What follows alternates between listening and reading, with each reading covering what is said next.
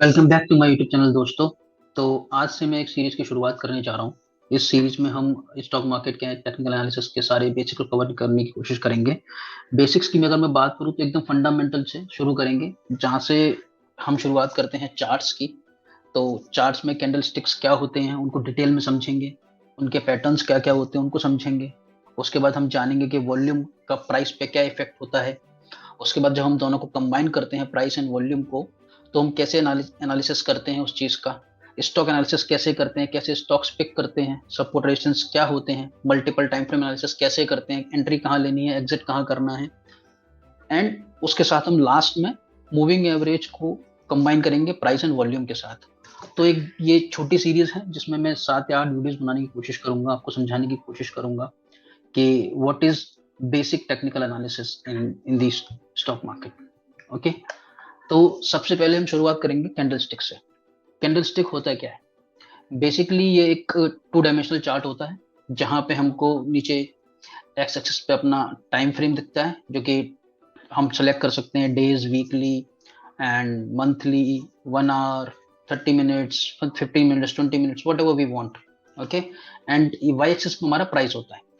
ठीक है, अगर हम बात करें कैंडल स्टिक की, तो कैंडल स्टिक के मेजर जो कंपोनेंट है वो ये 4 कंपोनेंट होते हैं। कैंडल स्टिक कुछ इस तरह की दिखती है।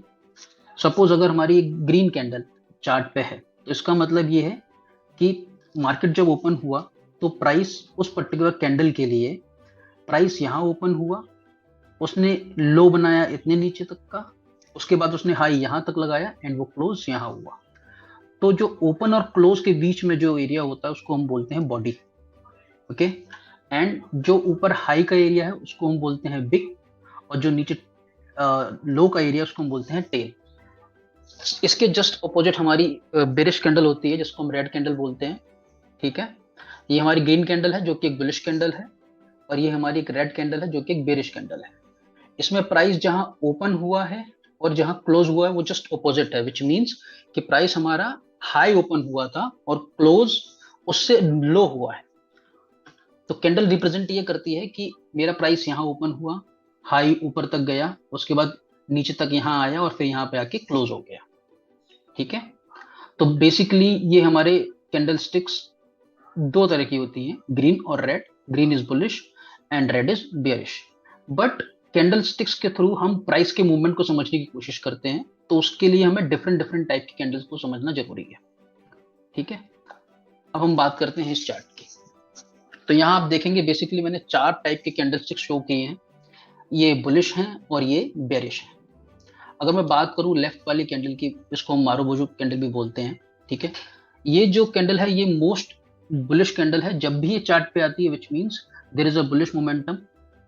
ठीक है, प्राइस ओपन यहाँ हुआ जो कि डेज लो भी वही था, और जो क्लोज हुआ वो डेज हाई था, विच मींस प्राइस ने सस्टेन किया ऊपर तक। ठीक है, हम बात करते हैं मॉर्निंग स्टार कैंडल की। इसकी टेल से आपको पता लग रहा होगा कि प्राइस जहां ओपन हुआ, प्राइस यहां ओपन हुआ, नीचे तक गया, उसके बाद बायर्स एक्टिव हुए, वो जो कि प्राइस को पूरा ऊपर तक ले गए, और जो क्लोजिंग थी वो डेज हाई पे हुई है। ये मेरी नॉर्मल बुलिश कैंडल है। इसमें मेरा प्राइस यहाँ ओपन हुआ, थोड़ा नीचे गया, फिर ऊपर तक गया और फिर क्लोज हुआ। अगर हम बात करें इन तीनों कैंडल्स की, तो इसमें इसकी बॉडी में काफी स्ट्रेंथ है, same goes with this. But इसकी बॉडी में स्ट्रेंथ नहीं है, बट इसकी टेल जो है वो काफी लंबी है, जो जो दिखाती है कि प्राइस की स्ट्रेंथ कितनी है। डोजी ये हमारी अनडिसाइसिव कैंडल होती है, जो कि ये इंडिकेट करती है कि आगे का मूवमेंट हम आइडिया नहीं लगा सकते, वो बेयरिश भी हो सकता है और बुलिश भी हो सकता है। ठीक है, सेम इन रिवर्स ऑर्डर, ये हमारी अनडिसाइसिव कैंडल है, ये हमारी बेरिश कैंडल है, नॉर्मल बेरिश कैंडल है।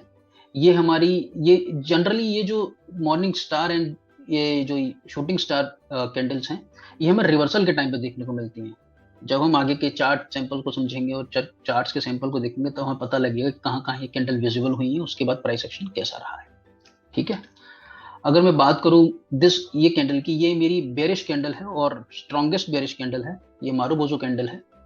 ठीक है, अब हम सबके प्राइस एक्शन को एक बार समझने की कोशिश करेंगे। प्राइस यहाँ ओपन हुआ जो कि डेज लो था, वहीं पे प्राइस ओपन हुआ और उसके बाद डेज हाई पे प्राइस क्लोज हुआ। ठीक है, इसको समझने की कोशिश करेंगे तो प्राइस ओपन मेरा यहाँ हुआ, लो काफी नीचे तक गया, बायर्स एक्टिव हुए जो प्राइस को ऊपर तक लेके गए और डेज हाई पे क्लोजिंग थी। ठीक है।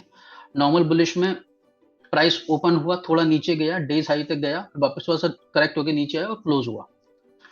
डोजी में प्राइस ओपन हुआ, काफी नीचे गया, फिर बायर्स एक्टिव, फिर काफी ऊपर लगे, फिर सप्लाई आई तो फिर प्राइस नीचे आके क्लोज हुआ।